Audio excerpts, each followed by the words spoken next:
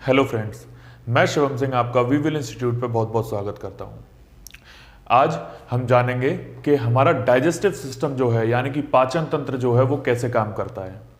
यानी कि हम जो खाना खाते हैं वो हमारे अंदर जाकर कहाँ कहाँ कौन सी चीज़ जो है पचती है और उसको कौन कौन सा एंजाइम जो है पचाता है। ठीक है, तो पाचन तंत्र के बारे में जानने से पहले सबसे पहले हमें जानना है कि पाचन तंत्र में अंग कौन कौन से होते हैं, यानी कि पाचन तंत्र जो है वो किस किस अंग से मिलकर बना होता है। तो सीधी सी बात है कि जो हमारा पाचन तंत्र है किसको कहा जाता है, हमारे आहार नाल को ही हमारा पाचन तंत्र कहा जाता है, जो कि मुख से शुरू होता है और हमारे यहां होते हुए पेट, उसके बाद छोटी आंत और बड़ी आंत मिलके जो है पाचन तंत्र का निर्माण करते हैं या फिर आहार नाल का निर्माण करते हैं। सबसे पहले आहार नाल कहां से शुरू होता है, मुख से शुरू होता है। मुख मतलब माउथ, हमारा मुंह। उसके बाद जैसे ही यहां पर आते हैं तो ये वाला हिस्सा क्या कहलाता है, हमारा ग्रसनी यानी कि फेरेनिक्स। ठीक है, ये वाला हिस्सा फेरेनिक्स। इसके नीचे जैसे ही आते हैं फिर पड़ती है हमारी ग्रास नली, जिसे कहा जाता है ओइसोफेगस। ग्रास नली को क्या बोलते हैं, ओइसोफेगस। फिर उसके बाद अमाशय, जैसे ही यहां से नीचे आए तो यहां पर क्या पड़ता है, हमारा अमाशय यानी कि स्टोमक। स्टोमक से जैसे ही नीचे आते हैं तो उसके बाद हमारी क्या पड़ती है, छोटी आंत। जो ऐसे संरचना पाई जाती है उसको क्या बोलते हैं, छोटी आंत। और जो छोटी आंत है वो 3 हिस्सों से मिलकर बच्चे बनी होती है। छोटी आंत किस किस से मिलकर बनी होती है, सबसे पहले ग्रहणी, जिसे बोला जाता है डुओडेनम। ग्रहणी को क्या बोलते हैं, डुओडेनम। उसके बाद पड़ता है मध्यांत्र, मध्यांत्र को बोलते हैं जैजुनम। और उसके बाद पड़ता है शेषांत्र, शेषांत्र को बोलते हैं इलियम। जब ये तीनों मिल जाते हैं तो इनको क्या बोला जाता है, छोटी आंत कहा जाता है। ठीक है, बेसिकली अगर देखा जाए तो छोटी आंत बड़ी होती है और बड़ी आंत छोटी होती है। ठीक है, जो छोटी आंत है वो बड़ी होती है लंबाई के हिसाब से, लेकिन अगर चौड़ाई देखी जाए तो चौड़ाई किसकी ज्यादा होती है, बड़ी आंत की। तो इनका जो डिफरेंशिएशन किया गया है वो किसके आधार पर किया गया है, चौड़ाई के हिसाब से किया गया है, ना कि लंबाई के हिसाब से।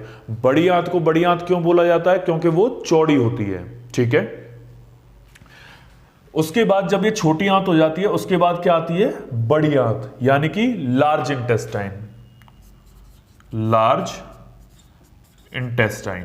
ठीक है, ये लार्ज इंटेस्टाइन किस किस से मिलकर बनी होती है, सबसे पहला जो हिस्सा है वो पड़ता है सीकम। ठीक है, इसे इंग्लिश में भी सीकम ही कहा जाता है, CAECUM। ठीक है, क्या बोलते हैं, सीकम। उसके बाद में वृहदांत्र, जिसको बोला जाता है कोलन। वृहदांत्र को क्या बोलते हैं, कोलन। और उसके बाद तीसरा है मलाशय यानी कि रेक्टम।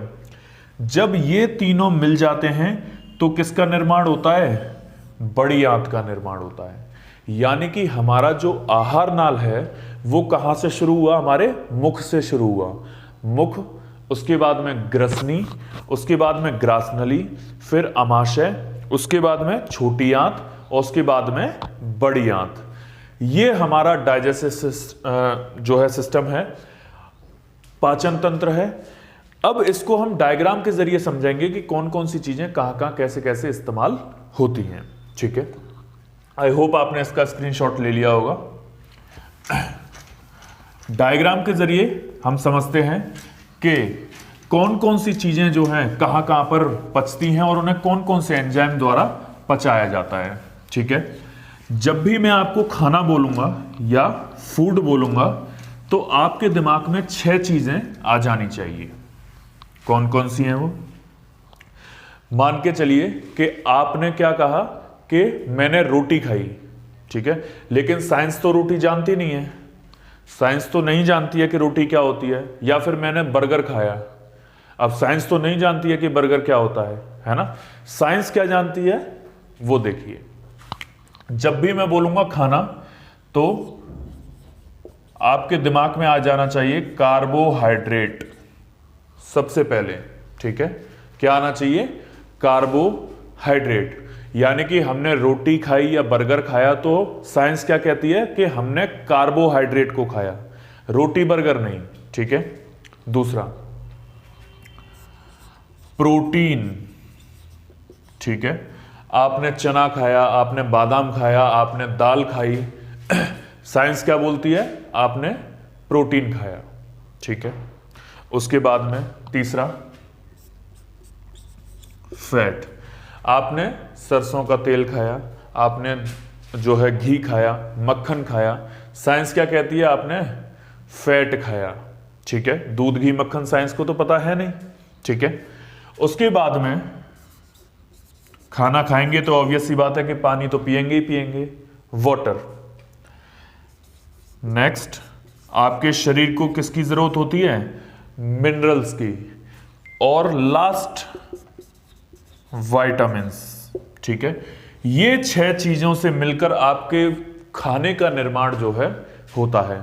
आप जो भी चीजें खाते हैं उनमें से केवल ये 6 चीजें हमें जो है प्राप्त होती हैं। कौन कौन सी, carbohydrate, protein, fat, water, minerals, vitamins, ये 6 चीजें मिलती हैं। इन 6 चीजों में से बच्चे केवल ये 3 चीजें ऐसी हैं जिनको पचाने की जरूरत होती है। क्या होती है, जिनको पचाने की जरूरत होती है, यानी कि कार्बोहाइड्रेट, प्रोटीन और फैट को ही केवल पचाने की जरूरत होती है। वाटर, मिनरल्स और विटामिन्स को पचाने की जरूरत नहीं होती है। हमारा सिस्टम ऐसे तरीके से डिजाइन किया गया है कि जो वाटर है, मिनरल्स है, विटामिन है, इनको पचाने की जरूरत नहीं पड़ती है। ये डायरेक्ट हमारी बॉडी के द्वारा एब्जॉर्ब जो है कर लिए जाते हैं। पचाने की जरूरत केवल किन्हें पड़ती है, कार्बोहाइड्रेट, प्रोटीन और फैट को। ये 3 चीज जो हैं वो पचाई जाती हैं। अब ये कैसे पचती हैं ये देखते हैं, ठीक है। अब आते हैं डायग्राम पर।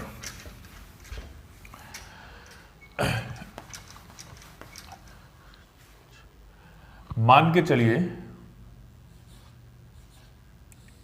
ये क्या है, नाक है किसी की, है ना, क्या है, नोज, ठीक है। ये क्या है, नोज है। और ये है आपका मुंह, यानी कि माउथ, ठीक है।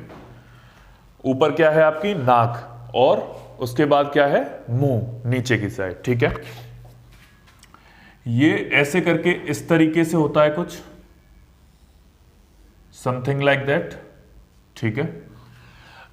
अब एक बात बताइए कि आपने मान के चलिए खाना खाया, है ना, खाना खाया।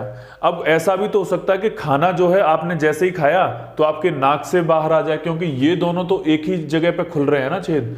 ऐसा थोड़ी है कि ये यहां से बंद हो या कुछ और हो, है ना। यहां से आपने खाना खाया तो ऐसा भी तो हो सकता है ये ऐसे करके वापस आ जाए, हो सकता है, बिल्कुल हो सकता है जी। लेकिन क्यों नहीं होता है, उसका रीजन ये है बच्चे कि यहां पर इस जगह पर एक इस प्रकार की संरचना पाई जाती है, ठीक है, जिसे बोला जाता है यबुला। क्या कहा जाता है, यबुला। आपने देखा होगा जब भी आप मुंह खोलते हैं तो एक मांस की संरचना लटकी हुई मिलती है आपको पीछे की साइड, जिसे क्या बोला जाता है, यबुला। अब जैसे ऐसे लटकी हुई है, आपने खाना खाया और खाना इससे टकराया तो ये ऐसे हो गई। अब जैसे ही ये ऐसे हुई तो इसने नाक का छेद क्या हुआ, बंद कर लिया। तो अब जो खाना है वो नाक के छिद्र से बाहर नहीं आएगा, खाना सीधे नीचे जाएगा। यानी कि ये ऐसे लटकी हुई है, खाना खाया और ये बंद हो गई, और जैसे ही खाना नीचे गया ये दोबारा से खुल गई। अब इसने सांस जाने के लिए रास्ता छोड़ दिया, ठीक है। यानी कि यहां से खाना खाया, खाना ऐसे टकराया, ये ऐसे ऊपर हुई, तो यहां से ये वाला जो पोर्शन है वो बंद हो जाता है, ठीक है। उसके बाद में और नीचे आ जाइए। अब खाना कहां चल रहा है, ग्रसनी में चल रहा है, यानी कि मुंह से आया और उसके बाद ये क्या है, ग्रसनी, ये कहलाती है ग्रसनी, ठीक है, जिसे आप फेरिनेक्स कहते हैं। इसके बाद में 2 चीजें यहां पाई जाती हैं, क्या, ये तो हो गए क्या, आपके फेफड़े, ठीक है, लंग्स।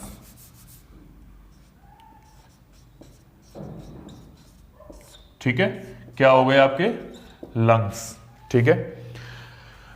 और इसको कहा जाता है वायु नली यानी कि विंड पाइप। और यहां जो दूसरी नली है इसको कहा जाता है ओइसोफेगस, ओइसोफेगस यानी कि ग्रास नली, जो कि मैं आपको पढ़ा चुका हूं, क्या थी ये,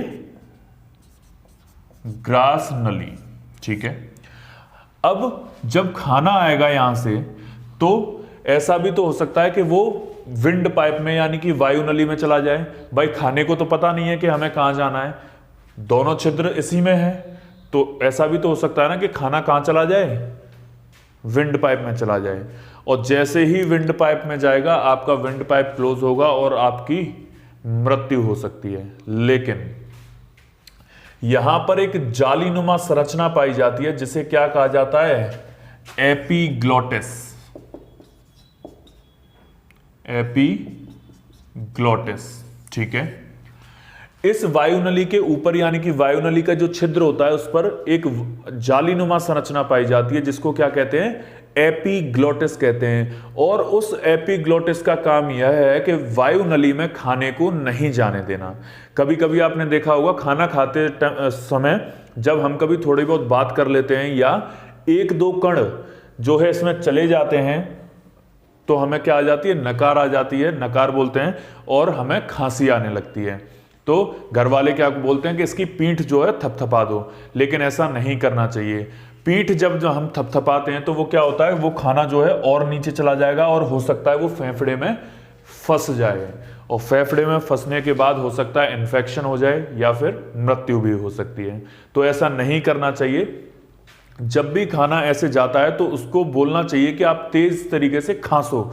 जैसे ही वो खांसेंगे तो फेफड़े जो है दबेंगे, और जैसे ही दबेंगे तो वो खाना जो है बाहर निकल जाएगा। जैसे ही खाना बाहर निकलेगा तो खांसी आना बंद हो जाएगी, ठीक है। तो थपथपाना नहीं है, उसको क्या करना है, खांसी दिलवानी है। जोर से खांसेगा तो वो खाना बाहर निकलेगा, ठीक है।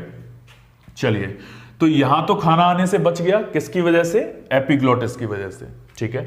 अब खाना ग्रसनी से सीधा कहां आएगा, ग्रास नली में आएगा, ठीक है जी, ग्रास नली में आ गया। और मैं आपको बता चुका हूं कि ग्रसनी और ग्रास नली में किसी भी तरीके का पाचन नहीं होता है, ठीक है।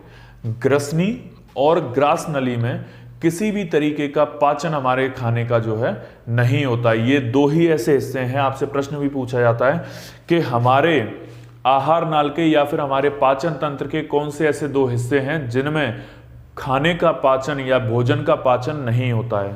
तो आप आंसर करेंगे, एक ग्रसनी और दूसरा ग्रास नली, ठीक है। इतना आपको समझ में आ गया होगा। इसके बाद में यहां पाया जाता है अमाशय, ठीक है, समथिंग लाइक दैट। इस तरीके की कुछ संरचना होती है, इसको क्या बोलते हैं, अमाशय। अब जब खाना यहां पर आया तो क्या क्या आया, कार्बोहाइड्रेट आया, प्रोटीन आया, फैट आया, उसके बाद में वाटर आया, मिनरल्स आए, विटामिन्स आए, ठीक है। ये 6 चीजें आई। भोजन का मतलब मैं आपको पहले ही बता चुका हूं कि ये 6 चीजें हैं, इनके अलावा कुछ नहीं है, ठीक है। अब जैसे ही अमाशय में ये खाना आया तो अमाशय में 2 तरीके के एंजाइम पाए जाते हैं। कौन कौन से एंजाइम पाए जाते हैं जी, पहला है पेप्सिन और दूसरा है रेनिन। पहला कौन सा है बच्चे, पेप्सिन, और दूसरा है रेनिन।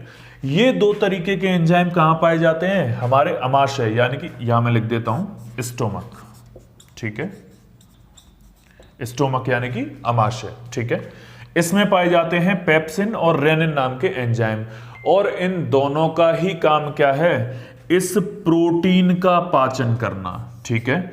ये दोनों ही क्या करते हैं, प्रोटीन का पाचन कर देते हैं। जैसे ही अमाशय में क्या आया, प्रोटीन आया या खाना आया, तो उसमें से जो भी प्रोटीन होगा उसका पाचन कौन कर देगा, हमारा अमाशय कर देगा। याद रखिएगा, अमाशय में केवल और केवल प्रोटीन का पाचन होता है और किसी भी चीज का पाचन नहीं होता है, ना तो कार्बोहाइड्रेट का ना ही फैट का। याद रखेंगे, ठीक है। किसका पाचन होता है? केवल प्रोटीन का। अब आप जानते हैं कि जो पेप्सिन है वो तो सामान्य प्रकार के प्रोटीन का पाचन करता है, ठीक है। सामान्य जैसे हमने चना खाया, बादाम खाया, दाल खाई, इनमें जो भी प्रोटीन मिलता है उसका पाचन कौन करता है? पेप्सिन, ठीक है। लेकिन हम जो दूध पीते हैं और उस दूध में पाए जाने वाला कैसीन प्रोटीन, दूध में कौन सा प्रोटीन पाया जाता है? कैसीन प्रोटीन, उसका पाचन कौन करता है? ये रेनिन करता है। यानी कि केसीन प्रोटीन का पाचन कौन करता है? रेनिन करता है, जो कि किस में पाया जाता है? दूध में पाया जाता है, ठीक है। अब आपसे पूछे कि सामान्य प्रकार के प्रोटीन का पाचन कौन करता है? पेप्सिन करता है। दूध में पाए जाने वाले कैसीन प्रोटीन का पाचन कौन करता है? रेनिन करता है। कहां पर होता है? अमाशय में होता है। कितने परसेंट का होता है बच्चे? तो याद रखेंगे यहां पर 70% प्रोटीन का पाचन कर दिया जाता है अमाशय के द्वारा। कितने परसेंट का? 70% ऑफ प्रोटीन, यानी कि जितना प्रोटीन हमने खाया है उसका लगभग 70% हिस्सा हमारे अमाशय में ही पच जाता है, ठीक है। चलिए, अब यहां पर क्या हुआ? 70% प्रोटीन का पाचन हुआ, 30% प्रोटीन और बचा, कार्बोहाइड्रेट बचा और फैट बचा, साथ में वाटर, मिनरल्स, विटामिन, जिन्हें पचाने की जरूरत नहीं पड़ती है। किन किन को? वाटर, मिनरल्स और विटामिन को। इससे नीचे आ गए, ठीक है। इससे नीचे आए, जैसे ही अमाशय से नीचे आएंगे आपके जो छोटी आंत है उसका सबसे पहला पार्ट, यानी कि क्या पड़ेगा? ग्रहणी, ये पड़ेगा। सबसे छोटा पार्ट कौन सा है? ग्रहणी, यानी कि छोटी आंत का सबसे पहला पार्ट कौन सा है? ग्रहणी, जो कि यहां पर पड़ेगा। अब खाना सबसे पहले किस में आएगा? ग्रहणी में आएगा, यानी कि carbohydrate, protein, fat, water, minerals, vitamin सारे के सारे कहां पर आ गए? ग्रहणी में आ गए। और याद रखेंगे बच्चे कि सबसे ज्यादा खाने का जो पाचन है वो यही होता है। आपसे पूछा जाएगा कि सबसे ज्यादा खाने का पाचन जो है हमारे पूरे आहार नाल में या पाचन तंत्र में कहां पर होता है? तो सबसे ज्यादा खाने का पाचन जो है कहां पर होता है? ग्रहणी में होता है। क्यों होता है? इसका रीजन ये है कि बच्चे इसके पास में एक इस तरह की संरचना पाई जाती है जिसको बोलते हैं पैनक्रियाज, जिसको बोलते हैं पैनक्रियाज, और हिंदी में बोलते हैं इसको अग्नाशय। हिंदी में क्या बोलते हैं? अग्नाशय, ठीक है। सॉरी। तो ये जो पैनक्रियाज हैं ये क्या कहलाते हैं? सहायक पाचक अंग। भाई ग्रहणी के पास ऐसा कोई भी एंजाइम नहीं है जिसकी वजह से वो खाने को पचा सके, तो ग्रहणी को एंजाइम कौन देता है? पैनक्रियाज देते हैं। और पैनक्रियाज कौन कौन से एंजाइम देते हैं जिसकी वजह से खाना पच जाता है? तो 3 तरीके के एंजाइम देते हैं। कौन कौन से? देखिए, सबसे पहला अमाइलेज एंजाइम, ठीक है। सबसे पहला अमाइलेज एंजाइम जो कि कार्बोहाइड्रेट का पाचन करता है। अमाइलेज एंजाइम किसका पाचन करता है? कार्बोहाइड्रेट का। यानी कि जितना भी कार्बोहाइड्रेट आया यहां पर उसका पाचन कर दिया गया ग्रहणी के द्वारा, क्योंकि पैनक्रियाज ने उसको क्या दिया था? अमाइलेज एंजाइम दिया था, ठीक है। दूसरा किसका पाचन होगा? प्रोटीन का पाचन होगा। प्रोटीन का पाचन क्यों होगा? क्योंकि पैनक्रियाज इसको कौन सा एंजाइम देगा? ट्रिप्सिन एंजाइम देगा। ट्रिप्सिन एंजाइम देगा। और बचे कुछ 30% प्रोटीन का पाचन भी यहां पर हो जाएगा, ठीक है। किस एंजाइम से? ट्रिप्सिन एंजाइम से। याद रखना, प्रोटीन को पचाने वाले जितने भी एंजाइम हैं वो सारे के सारे के पीछे क्या लग रहा है? इन लग रहा है। पेप्सिन, रेनिन, ट्रिप्सिन, तो जितने भी एंजाइम हैं ये सारे के सारे पीछे क्या लगा हुआ है? इन लगा हुआ है, ठीक है। जैसे ही ये आए तो क्या पचाता है? मतलब प्रोटीन को पचाता है, ठीक है। तीसरा जो है वो है लाइपेज एंजाइम। और ये पाचन करता है फैट का। लाइपेज एंजाइम किसका पाचन करता है? फैट का। लेकिन यहां रुकिए, ऐसे थोड़ी ना फैट का पाचन हो जाएगा, है ना। ये फैट पूरे के पूरे आहार नाल की औकात याद दिला देता है ना। क्या करता है कि ये जो फैट है पूरे के पूरे पाचन तंत्र की औकात याद दिला देता है, क्योंकि ये तो पचता है ही नहीं। ठीक है, मान के चलिए कि आपने एक कटोरी में पानी लिया और पानी के ऊपर थोड़ा सा मक्खन डाल दिया या फिर सरसों का तेल डाल दिया, तो आपने देखा होगा कि जो फैट है वो वाटर सॉल्यूबल नहीं होता है। फैट जो है वो पानी में घुलता ही नहीं है। सरसों का तेल है वो घुलता ही नहीं है। तो सरसों का तेल जब आपने खाया और जब वो यहां पहुंचा तो वो पानी में घुला ही नहीं, तो वो पचेगा कैसे, है ना। पचेगा कैसे? तो ये जो फैट है ये पूरे के पूरे आहार नाल की औकात याद दिला देता है कि बेटा तुमसे ना हो पाएगा। ठीक है, तो इस फैट को पचाने के लिए लाइपेज एंजाइम तो होता है, लेकिन इस फैट को वाटर सोल्यूबल बनाने के लिए एक चीज हमारे शरीर में पाई जाती है जिसे कहते हैं बाइल जूस, यानी कि पित्त रस। और उसको देने वाला अंग है लिवर, जिसे बाहुबली अंग बोला जाता है, जो कि हमारे अमाशय के यानी कि यहां पर जस्ट साइड में यहां पर ऐसे इस प्रकार से पाया जाता है। ठीक है, ये क्या है? लीवर, यानी कि यकृत जिसे बोलते हैं। लीवर को क्या बोलते हैं हिंदी में? यकृत।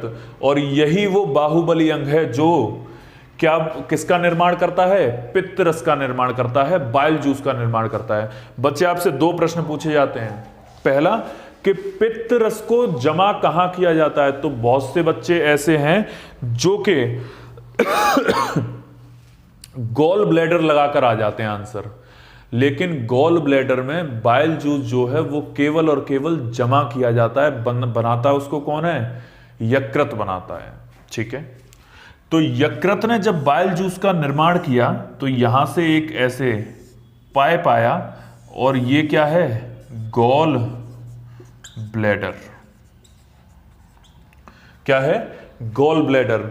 और इस गॉल ब्लैडर में जो पित्त रस था, यानी कि क्या था? बाइल जूस, वो किसको दे दिया? ग्रहणी को दे दिया। बाइल जूस को क्या किया? ग्रहणी को दे दिया, यानी कि पित्त रस को ग्रहणी को दे दिया। और जैसे ही पित्त रस ग्रहणी में गया उसने सारे के सारे फैट को, उसने सारे के सारे वसा को क्या कर दिया? वाटर सोल्यूबल बना दिया, यानी कि पानी में घुलनशील बना दिया। अब जैसे ही फैट पानी में घुलनशील हुआ वैसे ही ये लाइपेज एंजाइम अपना काम करना शुरू करेगा और फैट को पचा देगा। ठीक है, फैट को क्या कर देगा? पचा देगा।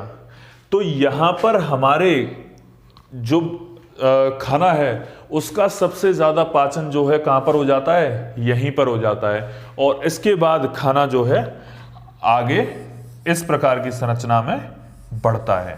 ठीक है, लेकिन आपको पढ़ना था केवल यहीं तक। आपसे दो चीजें पूछी जाती हैं। क्या? खाने का सर्वाधिक पाचन कहां पर होता है? तो ग्रहणी में होता है, यानी कि छोटी आंत के सबसे पहले हिस्से में।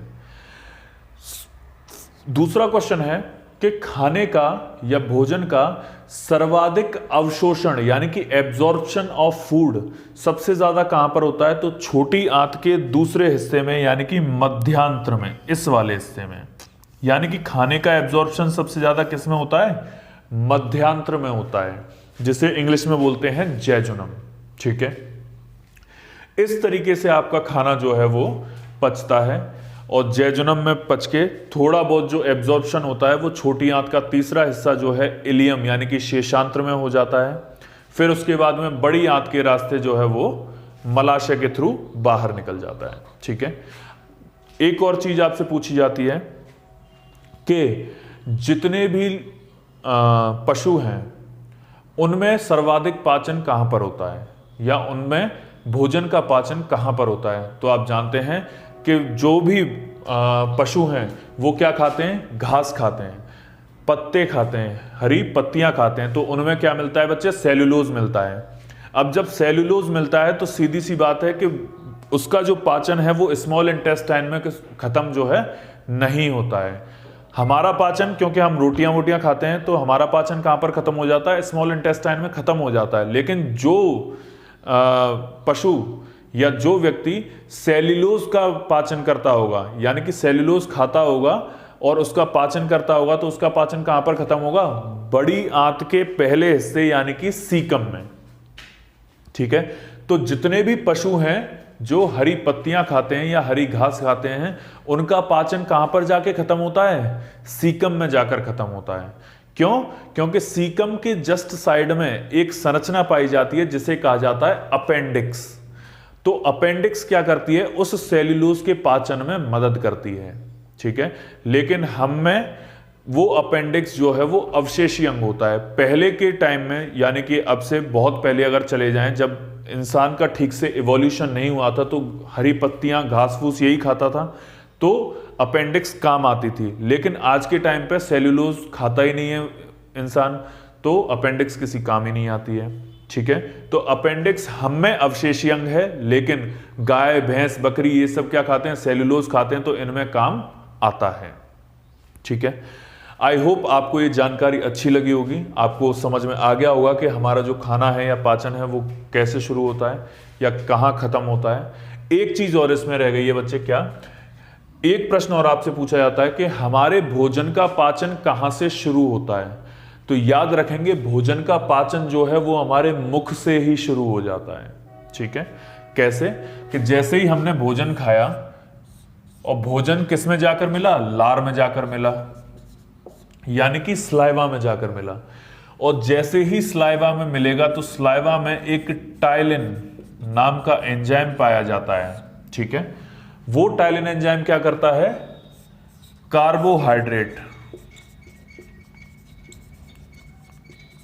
कार्बोहाइड्रेट का पाचन करना शुरू कर देता है। ठीक है, वो कार्बोहाइड्रेट टाइलिन एंजाइम क्या करता है, कार्बोहाइड्रेट का पाचन करना शुरू कर देता है। ठीक है, तो हमारा जो भोजन का पाचन है वो कहां से शुरू होता है, मुख से ही शुरू हो जाता है। मुख से ही कार्बोहाइड्रेट का पचना शुरू हो जाता है। क्यों? क्योंकि वहां पर लार पाई जाती है और लार में पाया जाता है ये टाइलिन एंजाइम। ठीक है, तो इतना सा था कि पाचन तंत्र जो है कैसे काम करता है, वो इस तरीके से काम करता है। ठीक है, आई होप आपको ये जानकारी अच्छी लगी होगी। अगर जानकारी अच्छी लगी है तो वीडियो को लाइक करें, शेयर करें और चैनल को प्लीज सब्सक्राइब जरूर कर लें। आज के लिए इतना ही, आपका दिन शुभ हो।